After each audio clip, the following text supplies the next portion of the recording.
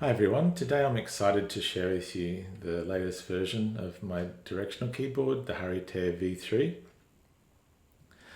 Today I just wanted to give you a bit of an introduction to it and keep it a bit high level, and if you have any questions for a follow-up video I can go into as much technical detail as you want there. So for people that aren't familiar with this sort of keyboard, it's basically replacing your normal key switches with these joysticks. Each one of these joysticks has 4 directions on it, so 4 keys per finger. And rather than having to sort of lift your finger up and then put it down to go up or down and push in, you don't break your finger contact with these, so you just basically go up, down, left, right, and each direction has a different letter on it. Internally it's using mouse switches, so that's a new change with this version, and when adding a joystick it actually lowers the actuation force to about 35 to 40 grams, so it's quite light, quite clicky, very satisfying. I'll just show you how it looks like internally. So you have these little clusters here.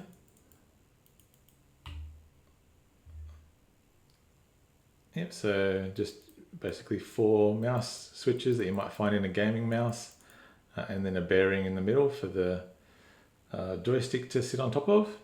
So it just sits on top like that, and then it wiggles around like that. You can basically fit any mouse switch that you've seen, like on the thousands of ones that are out there in the market. The ones on the right here are silent ones, so you can't really hear anything with those ones. So it might be good if you don't want to annoy people in an office environment, for example. So there's 48 total switches here. It's programmable, so for those extra 50 switches that you might be missing from a normal keyboard, you basically just hold a layer key down, which is sort of like a shift key. So I can just hold my number key layer down and I can type out numbers like that, and then let go, and it goes back to normal letters.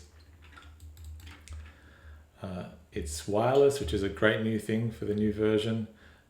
One of my main goals, because my cat loves chewing my wires, so it's very good to avoid any fried cats. And you can have it wired as well, so if you don't want to have batteries, don't want to deal with charging and things like that, you can have it wired, and might be better for gaming as well with less latency. It supports ZMK Studio, so that allows you to edit the key map in real time, which is really convenient for basic users that don't want to learn how to flash custom firmware onto the keyboards, and people that like tinkering with their layouts a lot, like I do as well. I'll give you a bit of a demo of that next. It's got dual trackpads for pointing on the right here, and then the left one is scrolling like that. And it's fully open source and built with open source tools, so you can see how it all works. Built with KiCad for the PCB side of things, and FreeCAD for the case and the joysticks and that sort of thing. And then I have a build guide out there for people that are technical and know how to solder and that sort of thing. So I'll give you a demo of the ZMK Studio support. This one does need it to be plugged in. So you need to unlock it like that. And then say, for example, this was my O key before. I can just change that to any other key I want. Maybe I want to make it A, and now it's A. This is sort of in active development. It's pretty new. It doesn't have all the features of the full raw firmware, but it's a lot more convenient, and it's progressing nicely as well. So eventually it'll probably support most features. Let me just put that back. I just realized that this was plugged in, so there we go, fully fully wireless now.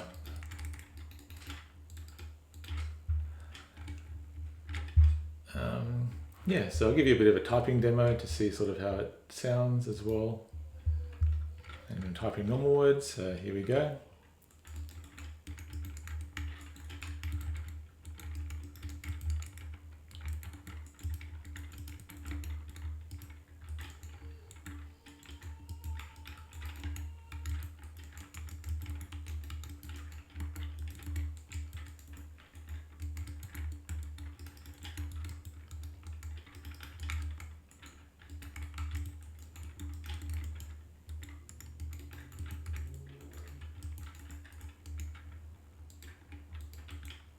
Yeah, so that's basically how it works. Typing out single words, like single letters. People often ask me about can it do chording as well. They've probably seen the caracorder and that sort of thing. And the answer is yes, it can. So I've got another project called Abogen, abbreviation generator. And so the way that works is you have it generates word lists for you, and it generates the combos. So for example, this key might be T normally. If I press T with my combo key, it'll type out the, or if I can shift it as well. And then it also generates like the past, present, and continuing versions of verbs and that sort of thing as well. So, it would normally be have, and then if you add in another key, it's has. If you add in another key, a different key, it's had, and then another one, having.